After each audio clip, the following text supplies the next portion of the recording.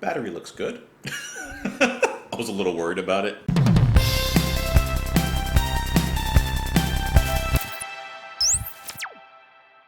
What's up, guys? Welcome back to the channel. Welcome back to our album listen of King Crimson with their song Moonchild, this time off of their album In the Court of the Crimson King, released in 1969.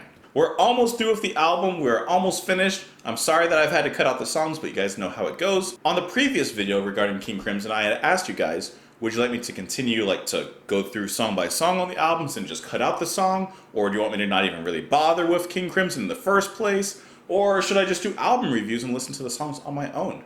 To be honest, there were a lot of mixed responses, so I'm still not quite sure how I'm going to proceed with King Crimson's music in the future. I'll just have to kind of play up at ear. Regardless, I hope that you guys are enjoying the videos. I hope you're enjoying the channel. I hope that you're having a fantastic day. You can join me on Twitter. You can join me in the comments down below. Let's just dive right in. This is Moonchild by King Crimson.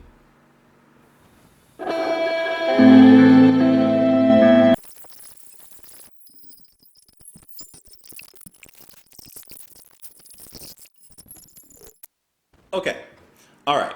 I just let it flow into the title track because I want to make a point with it. Okay, so as you guys have already known, because this is a song review and all of the songs off of this album for myself have been song reviews because I've heard all of these songs before. But I did want to talk about them. I did want to, listen to them again, give them another shot, put it here on the camera in front of you guys. So, Moonchild, I've already heard this song. Now,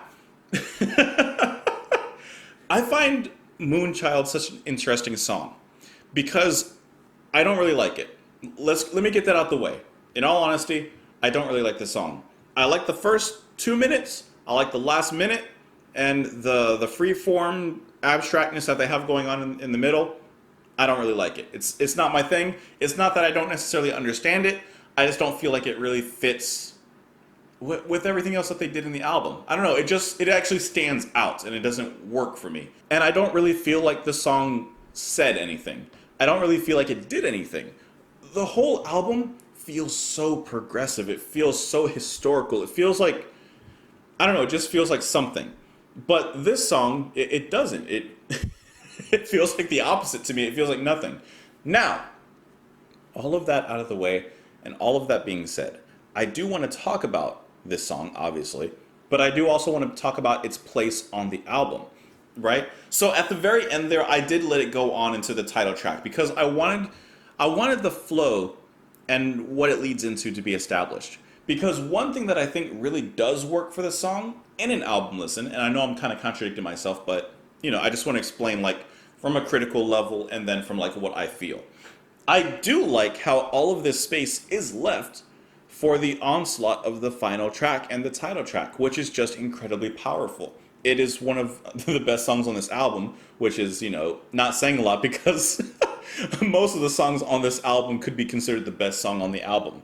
But the way that all of this space is allowed, the way that the ending melody comes back in just for a brief moment before leading into the drums as it marches into the Court of the Crimson King, I think is fabulous. And I think as a lead-up even, it works leading up to the final song on the album. And during the middle section, which is just like this big atmospheric back and forth between the musicians, I do like that you can hear them basically jamming and talking back and forth. Now, to be honest, I can't say that there's any ideas in that middle section that I really like. There's nothing really that stands out to me. It's like, oh, that's a cool moment in there. It kind of all just blends together, but maybe that's also kind of the point of it. Maybe it's also just to be this very dreamy and abstract section before it leads into something more conventional. And I mean conventional by, the compositions that they've been putting together in these other songs on the album. Now, speaking of the beginning of the song, which I'm not going to play a lot because I don't want the video to get blocked, but I love the somber feel of the guitar. You have the mellotron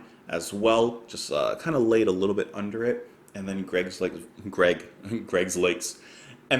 Lake's voice just coming on top of that, and it's so beautiful. I love this gravely tone that the song has in its first 2 minutes, and I feel like it sets up mood very well. And I wish that they had expanded upon that because that was such a great foundation. And I really enjoyed where the song was going. The simple, sparse, and yet very nice percussion is also a nice detail as well. But this is pretty much just like melody on top of melody in this song before it gets into its improvisation, which, like I said, on some level, maybe I understand its place. On some level, I get it. But on the other hand, regardless of levels of understanding and getting it, I don't necessarily enjoy it.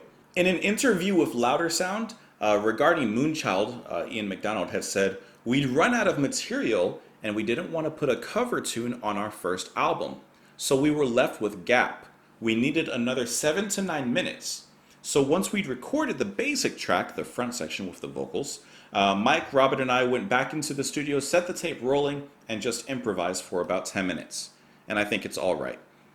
Yeah, so you really do get that feel, right? You really do get that feel of them just, hey, let's just see what happens. And you know what? On some level, that's cool. I don't know if you guys know this, but I love hearing your opinions. So if you love this song, as a matter of fact, if this is your favorite song of the album, or if this moments, these 9 minutes or so, are your favorite 9 minutes of the album, I would love to know why.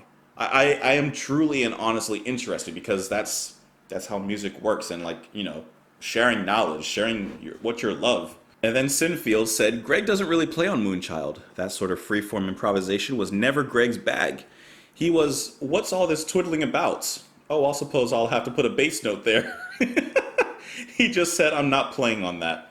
So, yeah, I mean, that's kind of how in the end I feel about the song. It's not one I really enjoy. I really do enjoy the first 2 minutes and even the last minute. It has almost like a lullaby kind of quality to it. But the in-between, it's just not my thing. Let's talk about the few lyrics, though, that there are in the song. Speaking of which, the song is broken up into two parts. The first part with the vocals is entitled "The Dream," and then the second part, "The Illusion." So even taking that into account, dream, the word, usually has a positive meaning. Illusion usually has a little bit more of an ambiguous, almost negative tone to it, because illusion means you've been deceived. So if we're taking that into account, it definitely works. The beginning section is very dreamy. I love that. And the second section feels like an illusion. It feels like you're staring into mirrors that are facing mirrors, so you get that kind of infinity hallway effect. And then it shatters and you're in the dark. Like, it's one of those kind of like, it's like one of those little magic houses where everything's like an illusion and you don't know where you're going. It's a trick house, you know? Getting into the lyrics, "Call her Moonchild, dancing in the shallows of a river. Lonely Moonchild, dreaming in the shadows of a willow. Talking to the trees of the cobweb strange, sleeping on the steps of a fountain. Waving silver wands to the night bird's song, waiting for the sun on the mountain. She's a Moonchild gathering the flowers in a garden, lovely Moonchild, drifting in the echoes of the hours." Very nocturnal lyrics. It's a very nocturnal song, especially by the lyrics. You really get the idea of someone, under the moonlight, swimming perhaps in the water, enjoying nature, sleeping on the steps of a fountain, waiting for the sun to rise above the mountain. Very poetically written, and I do like the imagery and the way that the music sets up the imagery. Of course, I would love to know what you guys thought of the song. Please join me on Twitter. If you don't join me on Twitter, you can definitely join me in the comments. That's where I'd really like to hear your opinions. And if you don't join mine either, it is okay. If you've gotten this far and you've just been watching, that's 100% all I can ask. Hope that you're having a wonderful day. I will talk to you guys tomorrow. Bye.